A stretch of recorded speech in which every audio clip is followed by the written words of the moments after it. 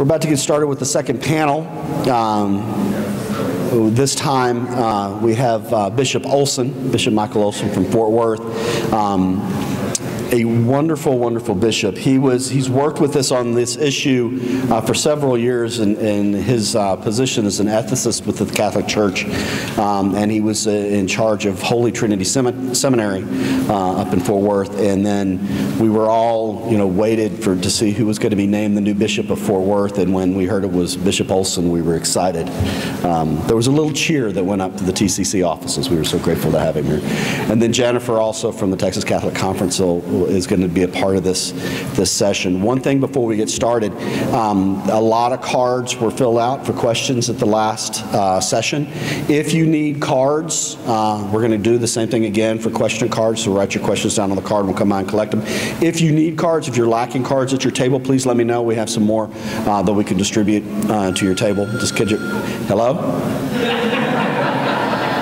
Is that God calling? Is God wants to conference in on the conference. So please hold your hand up and let me know if you need cards. We're going to go around and we'll replenish the stock as we can. Thank you again for being sticking around after the lunch. Please do your best to stay awake. I know lunch sometimes puts people to sleep, but this topic, this panel, clearly is going to be an exciting one that'll keep, don't laugh, Jennifer, it's going to be one that's going to keep people riveted to the discussion. So thank you very much, and I'll turn over to Bishop Olson.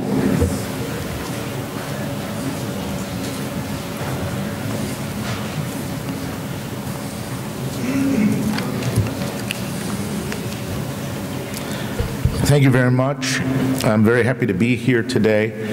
I wanted to follow up, I'm very happy to follow Dr. Haas's presentation because I wanted to present really how Catholic teaching, and Catholic teaching that is in this area of what has traditionally been called ordinary and extraordinary means, and also even prior to that, Catholic teaching on the basic dignity of the human person and the responsibility that we have never to directly take human life, is much older, and it's been, we speak from a very well-grounded tradition of thousands of years, all right, informed by the gospel and informed by the living tradition of the church, all right. And so the particular questions that we've had regarding extraordinary and ordinary means or disproportionate and proportionate means of life support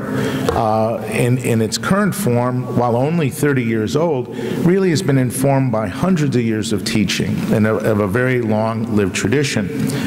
So why was there such a controversy, right? I wanted to find that out in my own studies because for a period of about 30 years, there were sort of disparate voices within the Catholic tradition, all right, in theology, as well as in among the bishops, as far as how does this principle of ordinary and extraordinary means apply in this particular case. And I thought, and these are bishops and theologians very well grounded and very, very faithful to the magisterium, and it was a legitimately disputed question of what we call in the tradition, theological tradition, disputed question, which we usually dispute mostly about prudential judgment, right? Matters for prudence, and I'll get more to that later. To illustrate that, one of the reasons I really kind of got involved in this area of moral theology was from my own experience as a parish priest at St. Michael's in Bedford, Texas. And I found that at that time that people would come and ask counsel, or usually it was when I was visiting in the hospital or anointing the sick, and people would ask these questions. And they were very difficult questions, prudential questions, and it started me reading more. And it kind of dawned on me that these are precisely the type of questions that people turn to the church for, turn for guidance for, turn to the gospel for, and ultimately turn to Christ for, because they're very difficult on account of circumstances. I've been a priest now over 20 years, and nobody has ever come to my office and asked me, would it be all right, or what is the church's teaching on robbing a liquor store? Well, nobody's ever asked me that question yet. Of course, the day is young, but still, that's generally not a prudential question in the sense of assessing circumstances, right? Now, it's a prudential question in the sense that prudence always has something to do with right reason and right moral action. All right, in a sense, one of the first things prudence does is avoid all of those things that are directly and inherently evil. All right, which traditionally is called those actions that have a bad moral object. All that means, theologically speaking, is this action, whatever it is, in itself, no matter what the circumstances, cannot get me to my ultimate end, right, of loving union with God and neighbor. So a well-formed prudential conscience begins by ruling out, implicitly, usually, and by habit, hopefully, all of those things that are inherently bad. But that's where it starts. And then it also approaches what is inherently good, which is the direct love of God and neighbor in the actions. Now, this tradition kind of helped me inform, at least in the preparation and working with the Texas Catholic Conference, as well as with the other organizations, some of whom weren't in our tradition, but at least given the good, strong natural law tradition of Catholic thought, we were able to come with basic principles and make some progress on what really inherently right now is a bad law. Okay, it's a bad law because it leaves too many things open for bad judgment. All right, good law, in a sense, respects the integrity of human choice and an informed, well-formed conscience and freedom in order to make the decisions that are appropriate to a person making prudential judgment in concrete circumstances. All right, so what happens, we'll see this in a little bit, that in our American context, there are 3 points I'd like to make today. First, the first is technology resolves everything. That's the dominant culture, and especially in medicine, the technological imperative, right? If we can do something, we need to do it, unless I can get a larger imperative to tell me not to do it. Right, so we've seen this in hospital shows, medical shows. Doctor, do everything we can. Do everything you can. Well, they can do a lot of things. You know, I'm not so sure they're always meet in the circumstances, as we know. Right, or then the second point is the order, the imperative. Right. Dr. Haas mentioned prudence winds up in imperium or order, directive. Right? That's where it ends. Prudence also involves 2 other things, and that is counsel and judgment. All right? Counsel, judgment, command. 3 essential elements of prudence. If it was just command, all we would need are a list of rules that we need to follow always and everywhere. All right? Well, rules only work first and foremost with the first precepts of the natural law. Do good, avoid evil. Do no harm, avoid harm. Right? Those are basic rules. That's why the Decalogue, or the 10 Commandments, really are the first precepts of the natural law in Revelation. All right? But they also then are applied in the ordinary circumstances of daily life, some of which are more difficult than others. So prudence enables us to make the right judgment in the midst of difficult circumstances. The point of this proposed law is precisely to enable patients and their proxy decision makers working in the covenant of the relationship with their physicians and healthcare team to make the best judgment in very difficult circumstances. That requires counsel, and it requires right judgment, the best possible, and then it requires an action or a decision. We're going to withdraw, we're not going to withdraw. We'll wait. These things are always able to be assessed in the midst of difficult circumstances. Precisely the point of this law, as was illustrated earlier by Dr. I'm sorry, I forget your last name, Doctor. He's Sintek. Thank you. Sintek, that's right.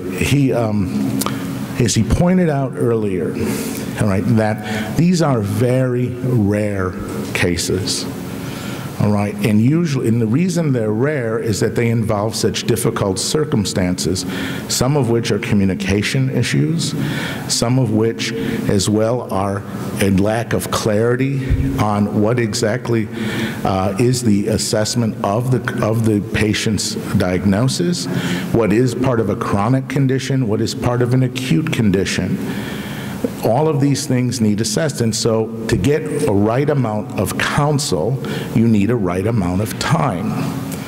So we discussed, and the thing is, this was one of the big negotiations, what is the right amount of time that should be permitted by law? All right, in other words, to promote judgment. Everybody was in agreement, 48 hours is much too soon in these especially rare situations, because it's too soon and too quick to have enough time to get the adequate counsel, and especially to be presented in a way for patients and their proxy decision makers, who are their families. You know, by natural law, that the proxy decision making falls to the closest member of the family, all of them in community in that sense, and they have to come up. They need the time to be able to understand the counsel in the right and understandable information, hence informed consent, to be as clear on the circumstances as possible. Right. Likewise, then also when those things, you know, when to ascertain also what exactly is the right course for the patient, and do in these cases the proxies have the right intention here.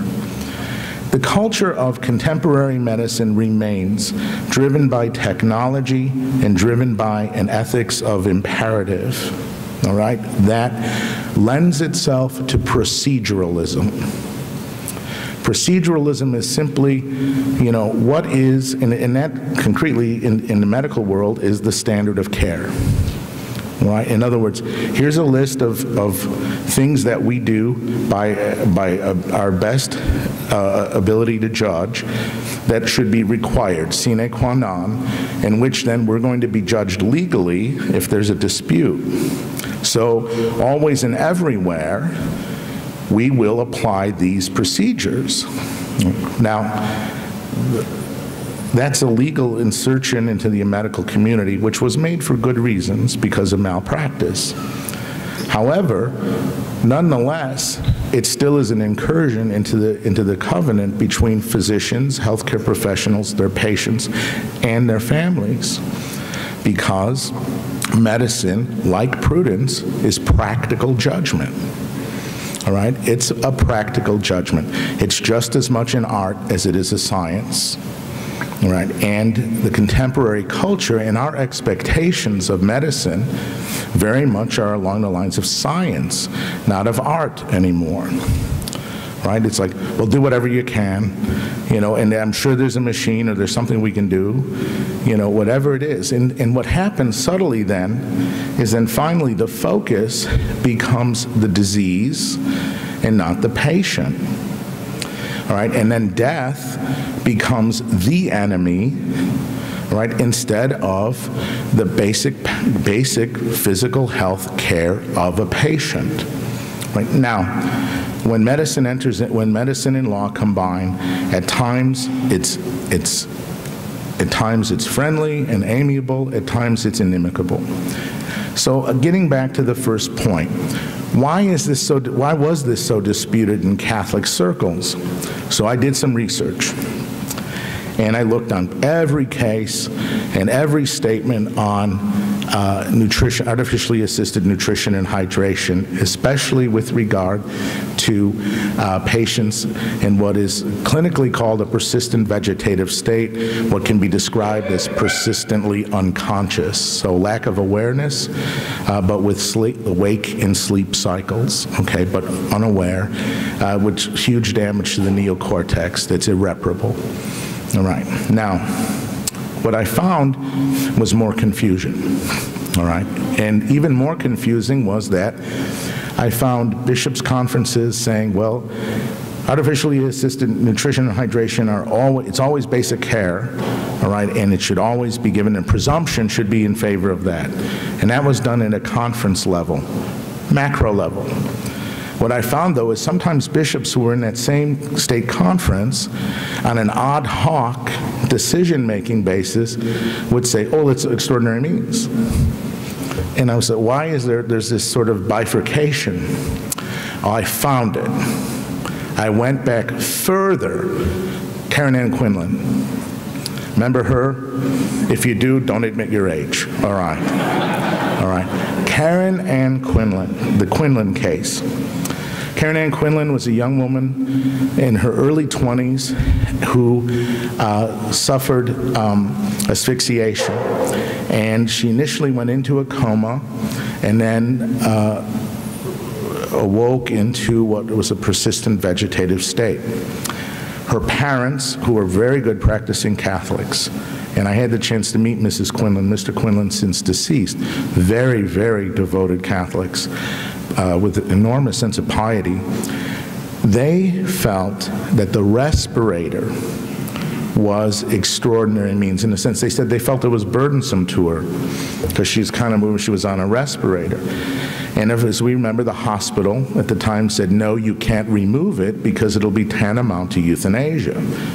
Well, the Quinlans sued the hospital, and they lost initially in the first case, and they lost saying that basically, and not only did they lose, they also lost visitation rights, right? And Mr. and Mrs. Quinlan were not able to visit their daughter, all right, without a lawyer. Think about that. Now that's an intrusion on basic natural law rights. They got the help and support of their bishop, Bishop Casey at the time, and he wrote an amicus curiae, which is an excellent, excellent articulation, probably the best articulation of the Catholic moral teaching on ordinary, extraordinary means prior to Evangelium Vitae and prior to Jura et Bona. Right, because he wrote it before that, which shows a good classical manual moral theology goes a long way. All right, let's plug the Alfonsianum on that one. All right. And so he wrote this saying that under the guise that the Quinlan's right to religious liberty was being infringed upon, right, because ordinary extraordinary means was a basic pastoral practice and a Catholic principle for prudential judgment. Lower court ruled it out, was appealed then to the New Jersey State Supreme Court. New Jersey State Supreme Court ruled, it was a mixed blessing, and here's where the problem lies. The New Jersey State Supreme Court ruled in favor of the Quinlan's ability to remove or request the removal of the respirator from Karen Ann Quinlan because of its burdensomeness, but only based on her right to privacy, all right? Based on her right to privacy and not on their responsibility of familial relation. And it went on in the justification for the decision, it went on to state that she had stated somewhere that she never wanted to live in such a terrible quality of life, and therefore, if that was ever the case, she'd want to end her life, and she didn't have a right to do this. So, again, the right, you know, it's like the old Thomas More, the Man for All Seasons, you know, to do the right thing for the wrong reason. And doesn't justify the means. And so the respirator was removed, and she lived. All right, and she lived with artificially assisted nutrition, hydration. She lived for another 7 years in an extremely debilitated state, in an extremely debilitated condition, but nonetheless cared for and loved by her parents. What we see here, again, is precisely at the heart of this sort of controversy and how to reconcile it. What ends up happening after Quinlan is we have, on a large-scale level, discussion and articulation of the Church's teaching in terms of rights language. Well, some of that is alien to our Catholic tradition because rights are always correlative and derivative of responsibilities in our Catholic tradition. right? Now, in the modern tradition, rights have nothing to do with responsibility. Rights are open-ended, and they basically say, I have a freedom to do whatever I want, and particularly unless it's limited by somebody else's freedom to do whatever they want. All right, and so we start articulating with rights, right to, to combat the right to die. We talk about the right to life, and we have a right to life, but also that's correlative with a responsibility to live well, right? And it's more than just physiological existence. It also involves all the other basic goods of the human person: spiritual, psychological, social, and our responsibility to contribute to the common good, to love God and our neighbor as we're called to do. Right? That's inherent in natural law. What ends up happening further then is we see a winnowing way of care for the sick, the terminally ill, and the dying under this right to die ethic, and we react. All right, now we react by trying to resolve a moral dilemma with another law. All right, which sometimes it has limited ability, but there's always a side effect. So, for example, 1991, the Patient Self-Determination Act, right, signed by President Bush, the first President Bush, all right, whereby it says everybody who comes into a hospital has to be given information about an advance directive. All right, so when you go into a hospital, no matter what, right, you all do it, you probably ask the question, do you have an advance directive? I have a sore throat. Do you have an advance directive? First of all, are you insured? Then, do you have an advance directive? All right, those become what? Imperatives. Imperatives. The Catholic tradition is not deontological. It's not loyalty to imperatives. It's teleological, right? It's directed to our ultimate end, love of God and neighbor. So when you have a teleology, right, it's always the question, why are we doing this? How is this going to help me attain the ultimate end? How is this the next right thing I should do? Right? And part of that has to take, what you have to do is assess circumstances. Now, it's true circumstances can't make an inherently bad decision ever right, but it can make a right decision a bad decision. I'll give you a point. I'll give you another example. I've heard this used as a metaphor. Even a mother knows instinctively that she is going to give her baby milk, right? Instinctively, a mother knows that, right? Unless the child's lactose intolerant. That's a bad idea then, right? But in principle, it's a good idea. It's the right thing to do, right? But circumstances can change that at that time. What changes it in those cases? The burdensomeness. Right? The suffering that's unnecessarily inflicted without any good to come from it. All right? So what happens is, and what we tried to do in informing this law from our Catholic tradition was precisely to provide an ethic and a framework where good, sound prudence can take place. Not the conscience understanding that says, I can do whatever I want, right?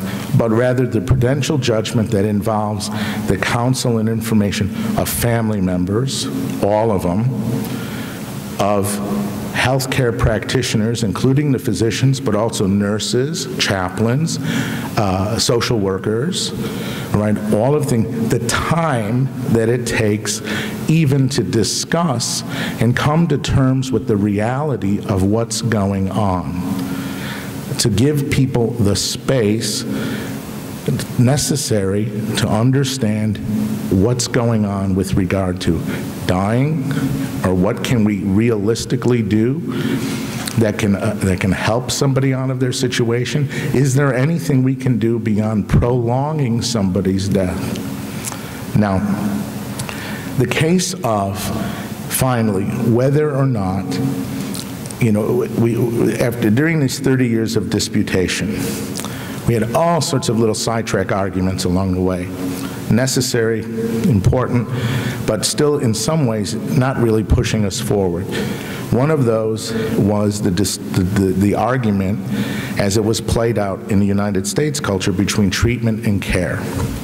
Okay, now, Dr. Haas pointed out very well and very right that in a sense it's wrong to call something treatment if it's not treating anything, right? You know, he called it an intervention, right, which that's a very good term, all right, or a procedure. Now, what happens when the argument was, well, is artificially assisted nutrition and hydration treatment or care?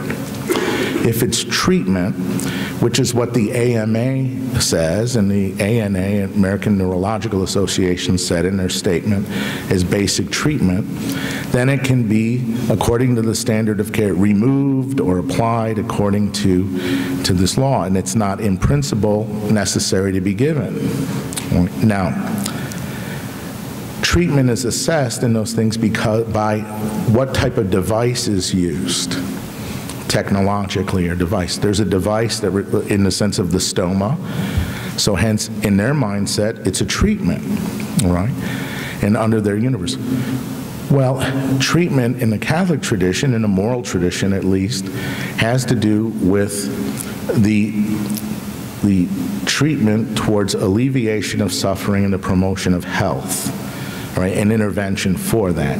Well, obviously, if in principle food and water are basic care, all right, then even if they're delivered through the artificial assistance of these devices, they're still in principle basic care. The Pope makes that clear. Now, why is that relevant? It's relevant because, frankly, you can ration treatments, all right? You can ration treatments on a macro level, right? You can't ration care in the sense of allocation of resources, right? And so what the Pope is saying, it's wrong. St. John Paul says it's wrong in his allocution of 2004 to discriminate against an entire group of people solely based on their chronic disability being in a persistent vegetative state. And so, in other words, he's very conscious and aware, especially in healthcare systems that ration by ability to pay, that these people who are most vulnerable and most debilitated are going to be the first ones, in a sense, let go, ignored, abandoned on the level of rationing and healthcare policy. Not to mention they make very good organ donors. Well, keep that in mind. In context, the Holy Father especially is speaking about persistent vegetative state, the chronically disabled, in a for-profit healthcare system that rations by ability to pay. All right. That's the rationing we've had in our country for, as we know, for many, many years. Now, the Holy Father's statement is also understood in light of the ongoing Catholic ethical tradition of ordinary and extraordinary means. He cites Evangelium Vitae. He cites the Declaration on Euthanasia. He cites Pius XII. This statement got a large amount of press, rightly so, at the time because it was contemporary to the controversy regarding Terri Schiavo, which had a lot of media play, as we know. And even in that case, we see that there was a reaction on the part of legal legislatures, in Florida especially, to try to say, well, we're going to have a panel then decide whether or not this is a right decision, even taking the place of the rightful proxy decision-making of a husband and wife. Now, I don't know, and I think a lot has been written, and every family member has, of the Schiavos, especially has a much better understanding about whether or not her husband was a good husband or not. I don't know that. But I do know that the principle of married life and family life has to be prior, because it's based on nature, than simply a court or a state intervention. We're facing that now. From a different side, perhaps, but nonetheless, it's the same thing in principle. In principle, ordinary care, that means proportionate care, does not mean absolute, always and everywhere. It means in principle. That is, the presumption is you provide it, unless the circumstances of burdensomeness can be manifested otherwise. All right? And burdensomeness is interpreted, as Dr. Haas said, physically, financially, psychologically, repugnancy, all right, and really is in the assessment of the well-formed mind of a patient and their proxy decision makers, by natural law, their family. Doctors, as Pius XII taught, have no freestanding responsibility or right when it comes to patients. It's always derivative of their responsibility to care for their patients and for the good of their patients. It's in that sense, it's covenantal. The reason that this law is being proposed is precisely to help those very rare cases, all right, where proxy decision-making is being made with either lack of information or even at times malevolence on the part of those caregivers, where it violates precisely the physician's covenantal responsibility to care for the patient, where it violates their well-formed consciences about doing good, avoiding evil, about protecting life, alleviating suffering, not about taking life. The Holy Father, in his statement, allowed for those cases in which the provision of nutrition and hydration would not be appropriate, either that they're not metabolized adequately or that they are gravely burdensome in their mode of delivery. You see, this was then the response of the CDF, that's the Congregation of the Doctrine of the Faith in Rome, that when the United States bishops asked if this was always and everywhere, the response was, let me pull this up, I'm sorry.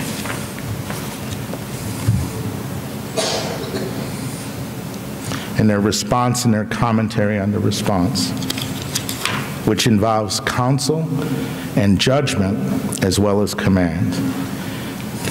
Excuse me. That, I'm sorry here.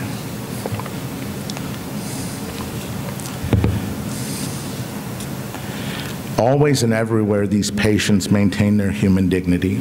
They're made in the image and likeness of God. They remain participants in the community of the family and of society. All right. The second point that the Holy Father makes as well is that despite their loss of human functions or higher functions of human life, that is the ability to perform volitional actions, that is the inability that despite wake-sleep cycles, the lack of awareness, despite those debilitations, they are still human beings who have a place in society with the right to be respected and not to be utilized. That finally, that there are times the evaluation of probabilities based on the waning hopes of recovery, that the patient from a chronic condition cannot be invoked to interrupt basic care. So you can't, and this law does not put that, you cannot say just because they're in a persistent vegetative state that chronic condition in itself justifies the removal of nutrition and hydration. Precisely by the AMA's own definition, it's a chronic condition.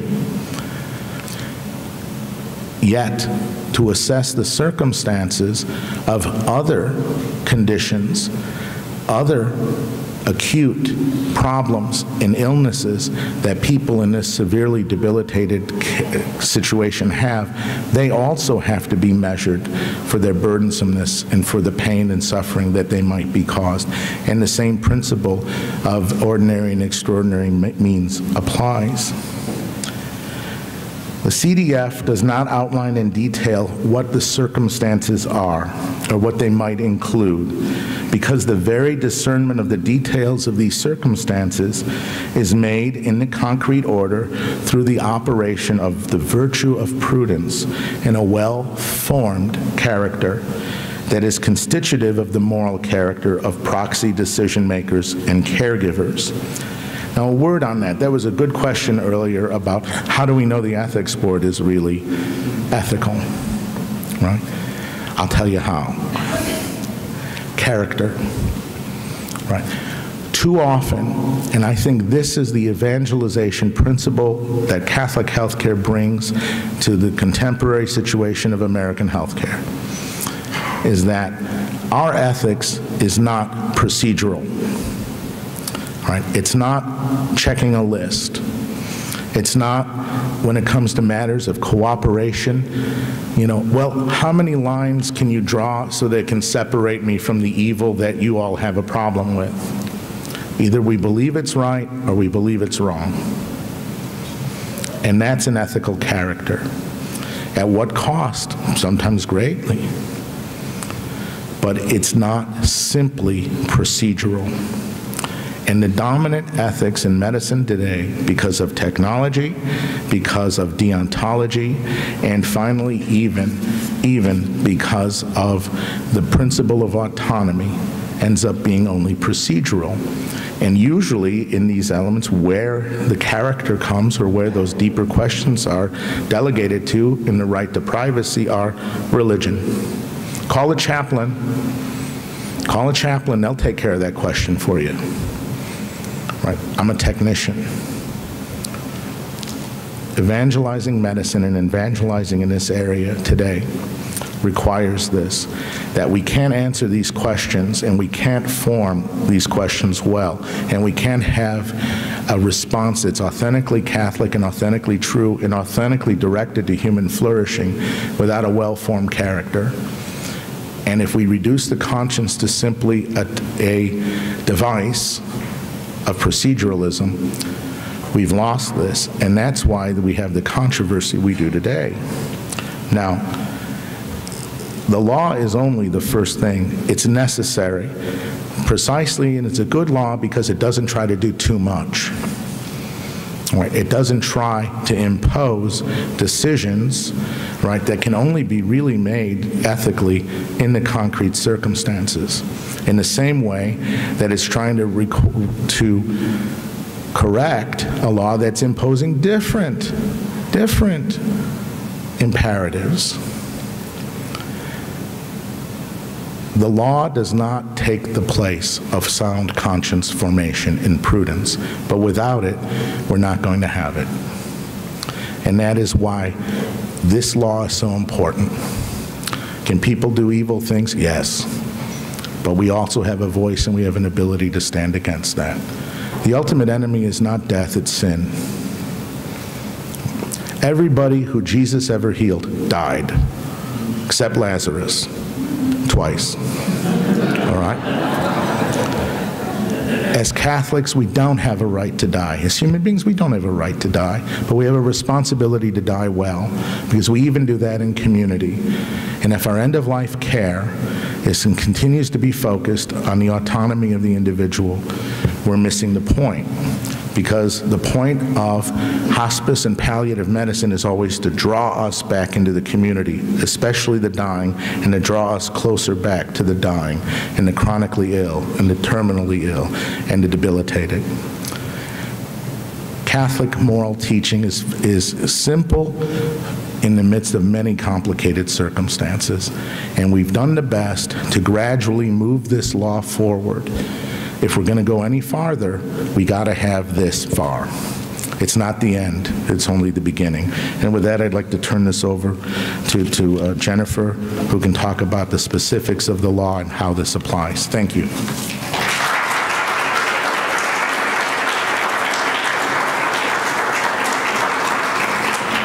I think it's fairly obvious why there was a general outbreak of joy in the TCC office the day that Bishop Olson was named bishop. I want to conclude or kind of continue in outlining some of the church teaching on this, and then I'll jump into the specific policy reforms that the bishops have supported in the past, and certainly want to continue dialogue with our partners about continuing to look for solutions in the future. We've talked about several different church documents, from the Declaration of Euthanasia to Evangelium Vitae. And there's another document I wanted to briefly mention because I think it outlines some really important points as well. And this was by the Pontifical Council for Pastoral Assistance to Healthcare Workers. The church obviously takes a great deal of time and attention in dealing with the individual moral issues, but also, as Dr. Haas alluded to, we provide a large amount of health care through the Catholic Church in the world, globally. And so there's actually a council at the Vatican that's there to provide pastoral assistance to healthcare workers. So they developed a charter for healthcare workers. And in that charter, they explain the role of the patient and provider relationship. And this is a relationship that they say is one based on trust and conscience.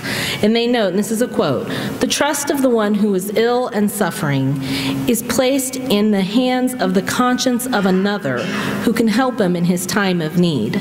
That means inherently, as you approach a medical situation and you approach a healthcare worker, you are trusting your life to the conscience of that worker.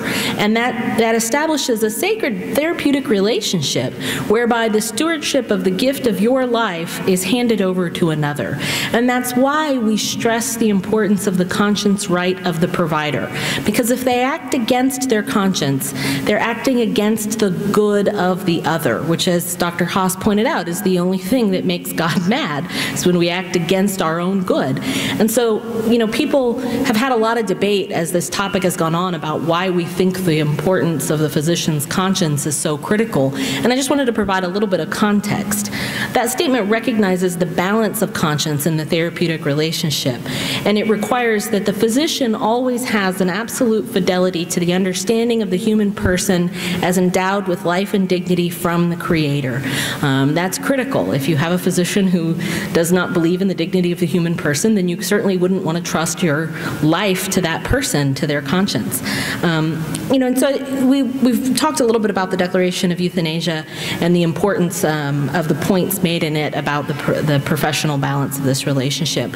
One of the things that it notes is that the reasonable wishes of the patient and the patient's family should be respected, making clear that there are in fact limits on the autonomy of the patient and their family. Otherwise, it wouldn't say the reasonable wishes of the patient's family. It would say the absolute wishes of the patient's family. And that, again, underscores the foundation of the positions we have taken through the Texas Catholic Conference in terms of ensuring that we're providing a balance in terms of autonomy rights of patients, families, and physicians. And one of the key words there is reasonable.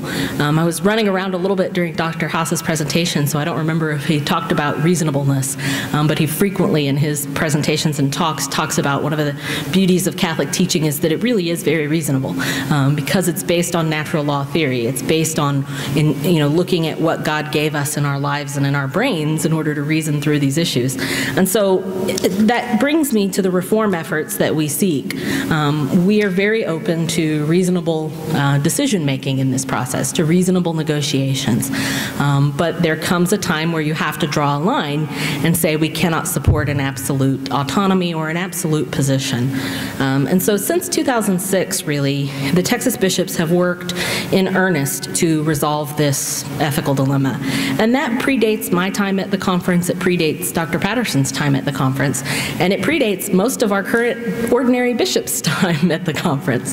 And so I think that it's important to look at the consistent leadership that the Texas bishops have provided to this policy issue.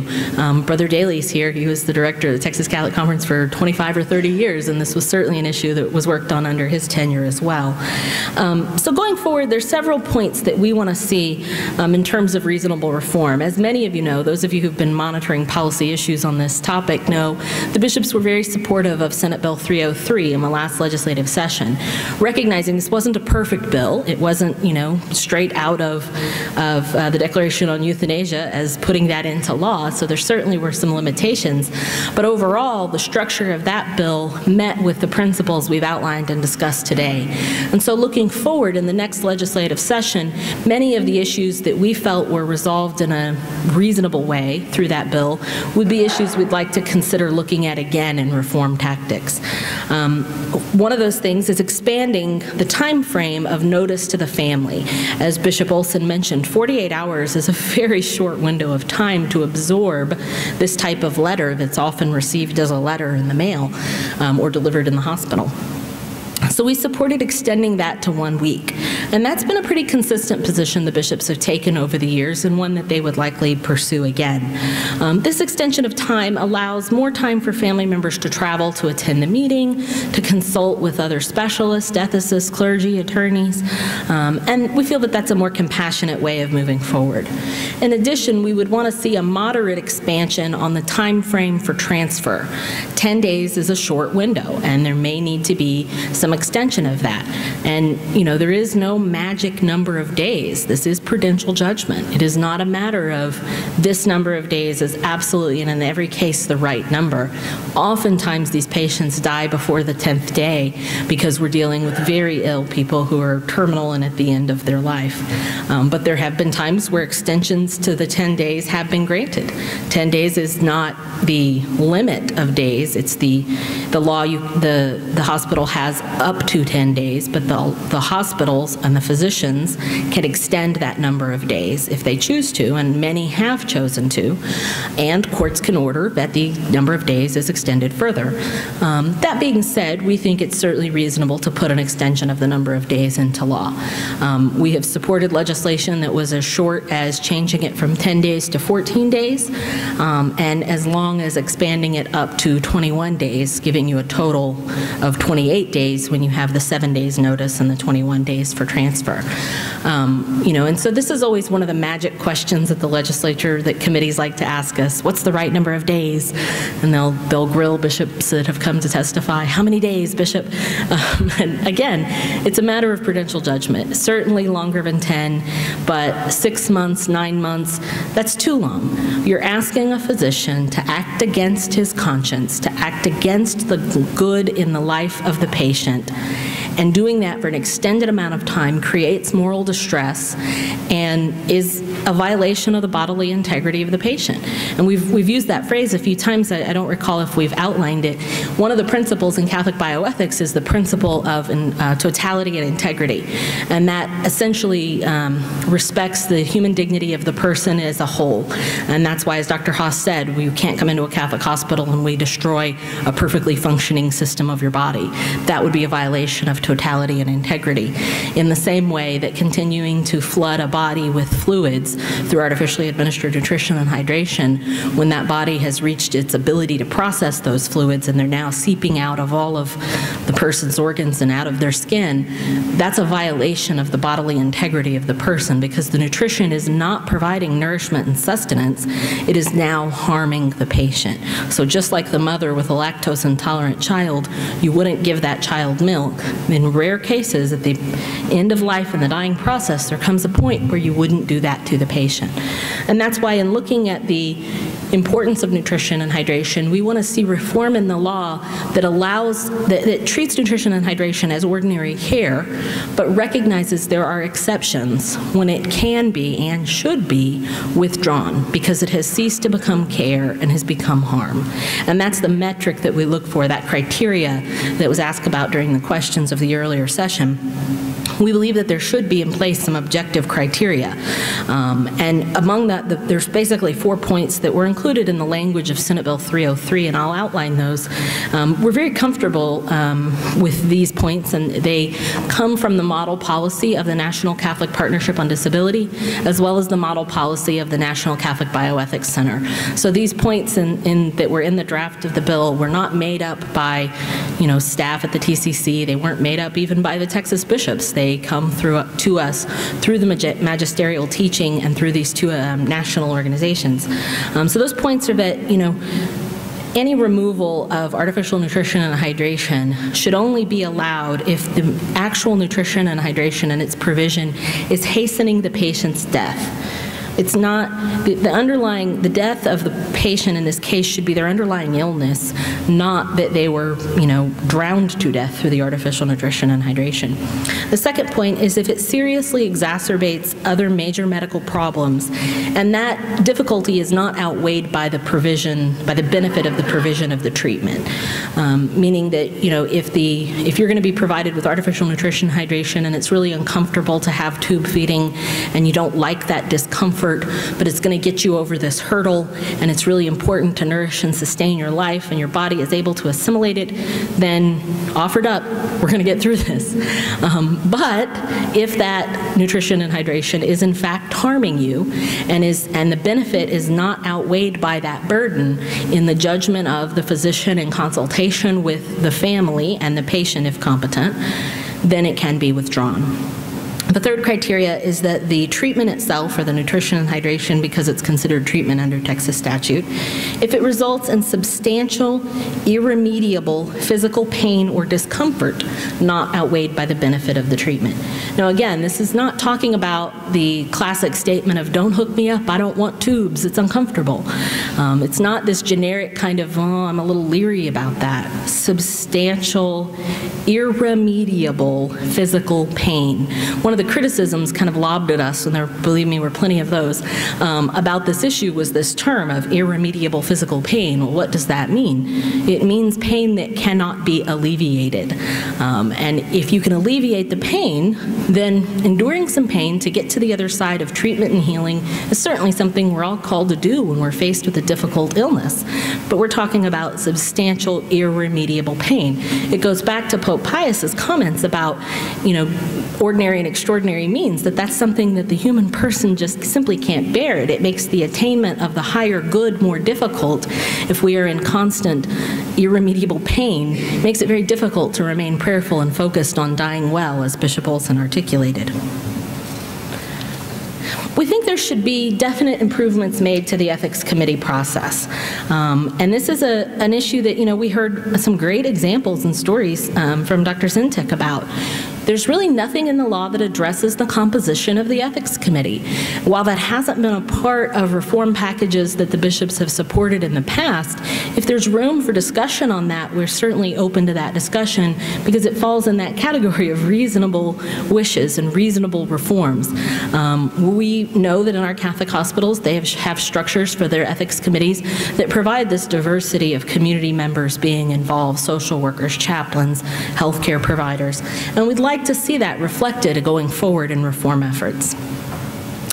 In addition, under current law, there's nothing that says that the surrogate is allowed to receive a copy of the medical record in a timely fashion or free of charge.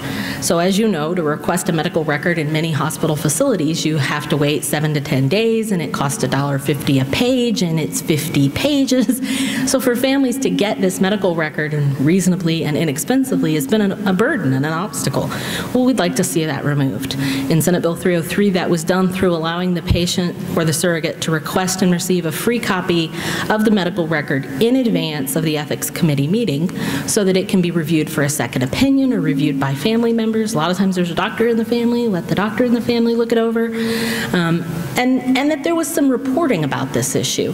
Currently the data that we provided, I referenced a Texas Hospital Association survey. That was a voluntary survey that Texas hospitals engaged in. It wasn't required by anybody.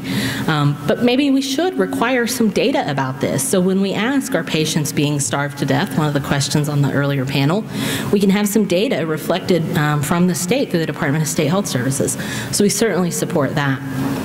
The other issue that we've talked about today is the do not resuscitate order. And this one has been hard. It's a tough issue to figure out how to address in law, which may speak to why it isn't addressed in law. We supported the process in Senate Bill 303 that provided that the do not resuscitate order could not be in the chart of a competent patient against his wishes. As many of you know, that didn't start out in the draft of the bill, but through the negotiation process was added, and we were very happy to see it added because it's a very important protection for patients. And ultimately, that's one of our fundamental principles in looking at the issue. So there was a place and process. If a surrogate or patient, or after the non-competent part was added, if a surrogate disagrees with a physician on a DNR order, Senate Bill 303 explicitly put it into law that that disagreement could go before an ethics committee. Right now there's a question of could it or should it, and hospitals could voluntarily put it through the process, but it doesn't have to go through the process. It has in some cases, but not in all cases. Because the law is so confused on the issue, we'd like to see some clarity. And we also believe that during that review time, patients should be provided with all life-sustaining treatment. That's the point of the review, is that protects the patient to have the treatment provided. One of the things that has been kind of a primary obstacle to reasonable reform is those who've misconstrued the pro-life position to claim that to be pro-life you must seek to maintain physical life as long as possible and in all cases. And as we've said, we believe this violates the bodily integrity of the patient and the conscience of the health care provider.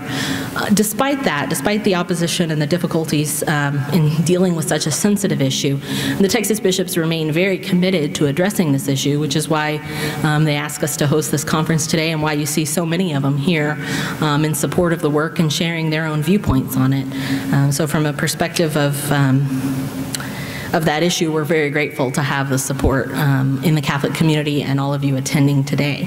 At this point, I think we're going to start opening it up to questions. So if you have index cards, if you could fill those out, raise them up, and Bishop and I might have a little bit of dialogue back and forth at the table as well. Thank you very much.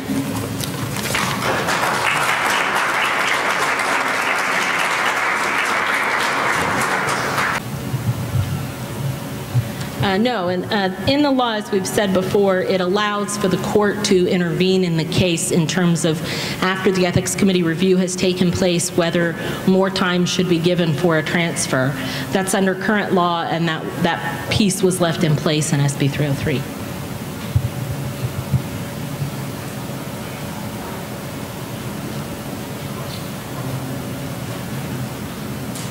There was a case involving baby Emilio years ago.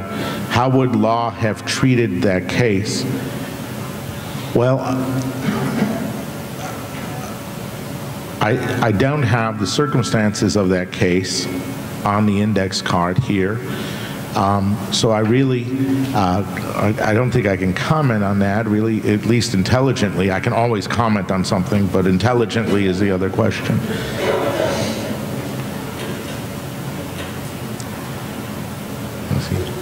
Does the law help families make decisions? All right, I'm sorry. Does the law help families make decisions and deal with loss? How does the help? I guess that's a how question, huh? All right, all right. Well, I think it provides the framework for precisely those people. I don't think law can do that in itself. Right, laws. The purpose of law is to provide governance, you know, for the base what people are owed in justice, as well as to provide for the common good. And then, of course, the law would permit exactly the families to have access to right counsel, you know, the counsel of their choice, and as far as, you know, making their decisions with integrity, and decisions especially mindful of the need of the patient who's in a debilitated case. Likewise, also would provide the space necessary for them to deal with loss, the dying process, the grieving process. I don't think law in itself can do that, obviously not. One of the other things, though, this ties into something I think that I'd like to comment on, is that the nature of healthcare today is not just simply an individual covenant between physician and patient. Right, there's an entire healthcare community and team, all right, as well as the family involved with that. More and more, we understand the social dimension of health and health care. So the sense that somehow, I think that argues and that protects against a rogue physician, if you will, imposing his or her domineering will on a vulnerable person. And this law also precisely prevents that by allowing more time precisely for more people to become involved in the appropriate level of offering counsel.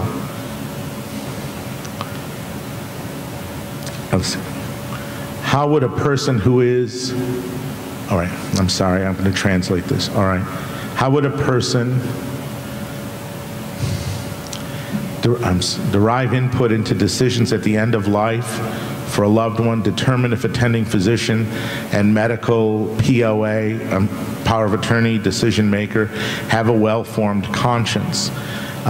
Siblings conferring during the pending death of an elderly parent, one sibling concerned about the decision or manipulation of the sibling with the power of attorney. It's an excellent question.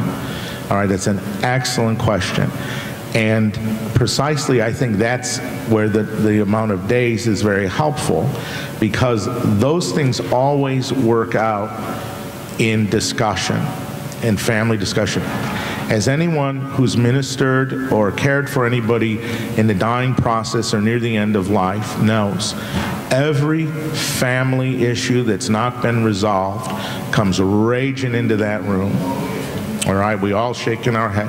And so in a sense, in God's providence, that's a place for closure, reconciliation, forgiveness, hopefully to take place, and for the opportunity that shows you that death and dying is far from just a physiological experience. Now, that's precisely surfaces in the discussion, you know, as far as not only in people wanting, in a sense, to directly take their loved one's life, but even more so sometimes into prolonging dying. All right, and that there's a whole host of emotions that come in to play, and it's really a well-formed conscience, prudentially, right, through the virtue of prudence, that is able to introduce right reason into where emotions otherwise would take over, whether those emotions are guilt or anger or fear or whatever they are.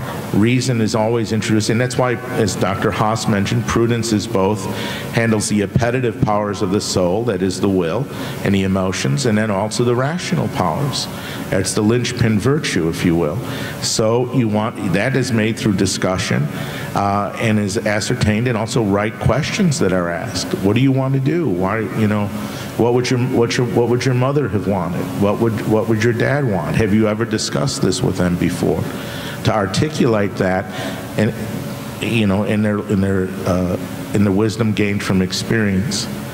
Okay, what is my view as a bishop of the positions taken against the TCC position on SB 303? Well, I love the United States of America. Let me go on record of saying that, all right? It's a great country, all right?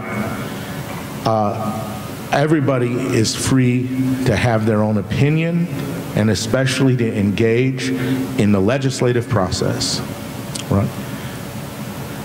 However, as well, for that to work, people have to have the freedom also to express their opinions and not have them be mischaracterized.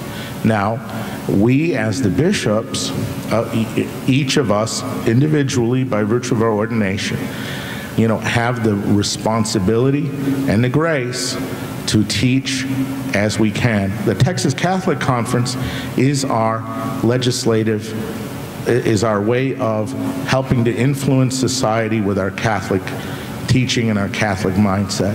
And so in that sense, we work very closely with the Texas Catholic Conference. They're us in that sense. All right, now one can argue ecclesiologically, and we're not here for that, whether they're a teaching organism or, it doesn't really matter for this. For our purposes, they do represent us very well.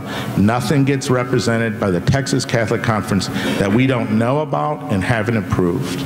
Right now, individual bishops have their own opinions. Believe me, we all have our own opinions, all right? Many of them, all right? And we do our best to teach them, but to work together for the common good is the role and the function of the Texas Catholic Conference.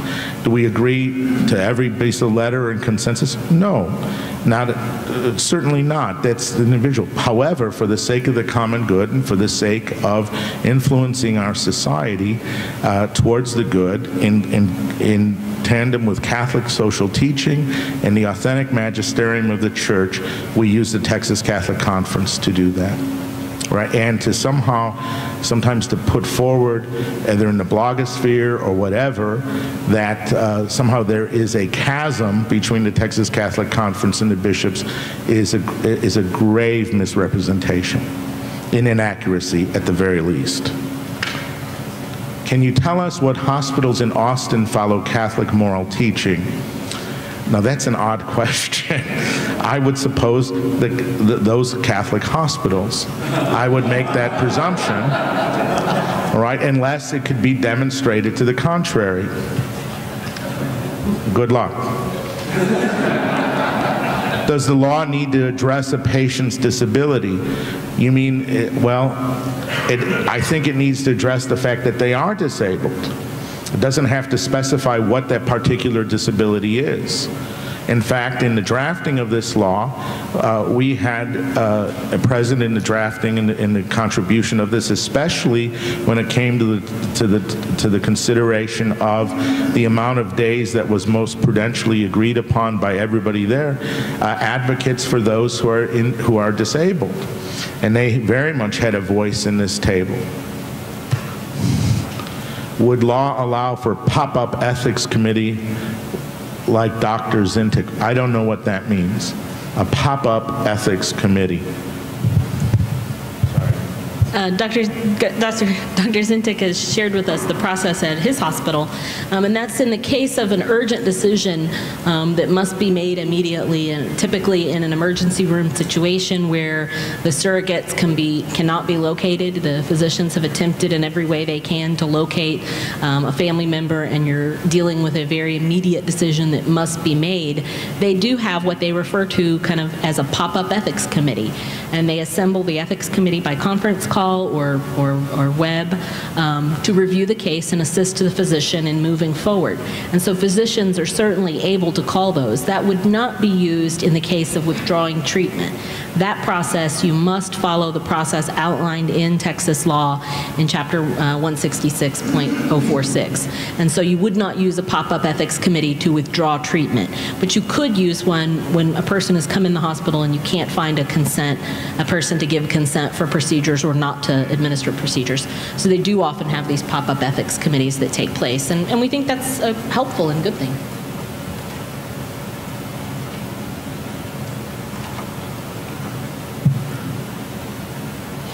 Does the law allow families to ask what a physician's faith is for us as Catholics?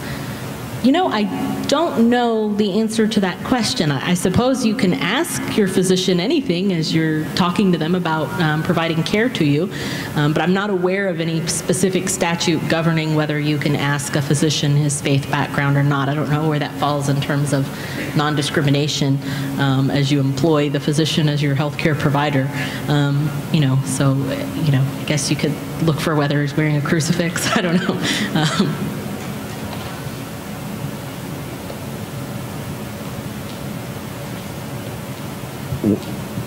Comment on the concept of insurance or money in defining medical decision-making. I think in the current state of things, just simply the financing of medical allocation as it currently is, and God only knows where it's going to be, all right, is primarily at the allocation level of resources, all right? We ration by ability to pay, right? And there are some sort of stopgap measures along the way. So, for example, the Emergency Medical Treatment and Labor Act, right, that passed, at least that was in the 80s, that prevented, at least put a law against patient dumping, where people would show up in an emergency room, but because they didn't have insurance, then were sent to another hospital. Well, all right, that's one stopgap measure where that is, where in a sense, though, they would mark themselves down obviously as self-pay, all right, which really meant in effect no pay, all right, and so that bad debt was sort of marked as charity care. Generally, in these cases, all right, as it sits now, and the influence of the law, I'm not sure what that would be, but of course it would have to be monitored. But generally, these cases are such that one is so sick and one is in that this is one of those cases that one is not discharged for inability to pay, and one is not discharged certainly because they're so chronically sick. Now, who does pay the bill for that is another question of an ethics question at the level of allocation. Okay. Why is there a split in the pro-life community? Did I mention I loved America? I did. All right. I really love America, and the United States of America in particular, but I love all of America, North and South, especially given the recent conclave. But why is there a split in the pro-life community? There are many voices in the pro-life movement. Each of them brings something to the table, and they're very important because it is such an important issue of fundamental justice. All right.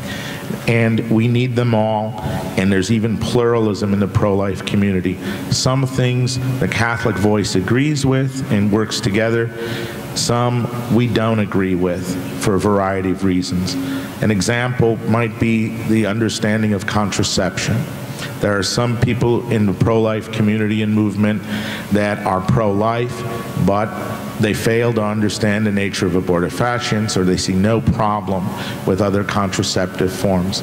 Well, obviously, we don't share that position.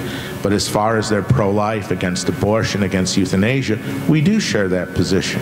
All right, so there's a lot of voices in a pluralistic society like this, but I would also add that in justice and in respect, we have to keep those plurality of voices from becoming a cacophony.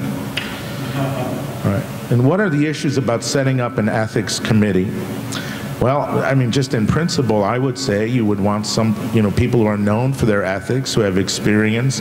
You want physicians, you want people from religious backgrounds who are sound, who have a basically well-formed conscience. I would furthermore add that you want people from communities, especially the disabled, those who otherwise, whose voices might be overlooked. I'm right, okay.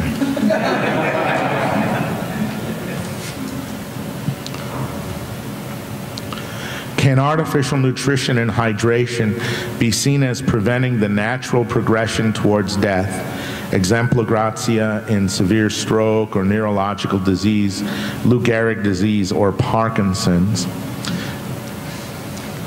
That's precisely the hard cases of that, which really, you erring on the side of caution. These are primarily chronic disease. Now, well, Lou Gehrig's is a debilitative disease, all right? PVS is a chronic disease, right? Chronic condition, so they're very different. Cases of chronic cases like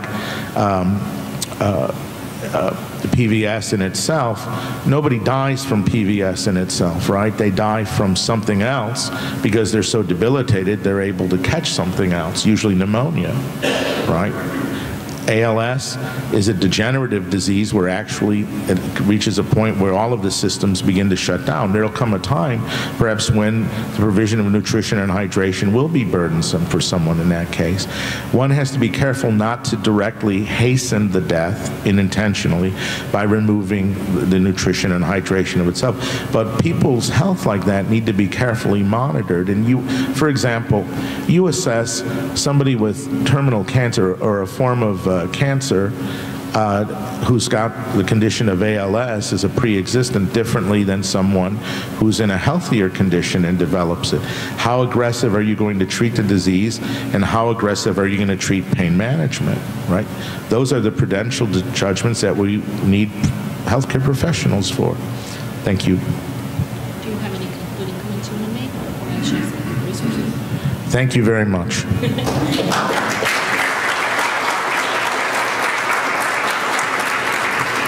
I just want to point out briefly, we've mentioned our Texas Catholic Conference website on advanced directives specifically, so I've pulled it up on the screen. That last kind of title slide had the website written out for you, so if you needed to jot it down. But I'm just going to briefly come over here to the computer to show you a couple of those resources so that you know what's there. I want to make one comment about it. We inadvertently had a little problem with our YouTube channel going down yesterday. So those PowerPoint videos I described are down today, but they will will be back up by tomorrow afternoon. So if you go to the site because you're so excited to see it and they're not there, we just had a little glitch in the system and the channel got taken down last night, but it'll get back up by tomorrow. So let me just highlight a couple of things. Can you hear me okay without the microphone over here? Yeah? Okay.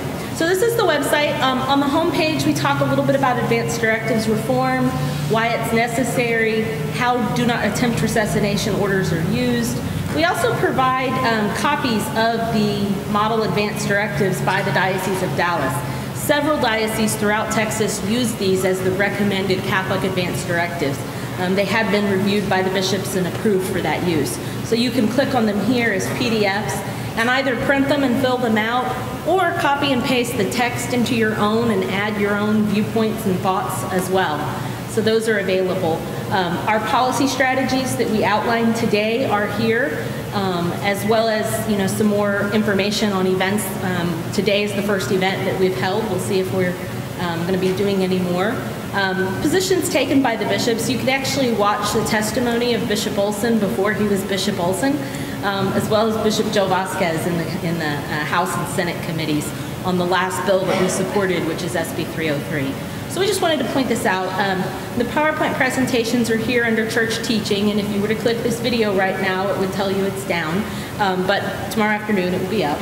And I'll just pull up for you real briefly the slideshow so you can see kind of what you'll be getting. This is the presentation itself, outlining a lot of the points that were made. When you run it on your computer, there will be a narrative overlay so that you can hear the presentation. And that's helpful because, this issue is complex. Just reading a few words on a slide is not going to form conscience. These are just meant as tools to help those in parishes who are looking for more education on the issue. At this point, I'll close this panel unless there's anything else to note, and Jeff may have an announcement. Please take about 15 minutes to break or talk and get something to drink. The next panel will probably start at 2:45, and that's the pastoral panel, which would be Bishop Strickland, Father Lou, Deacon Charlie Stump, if you participate. But I want to, before you get a chance to get up, please say thank you for the excellent presentation.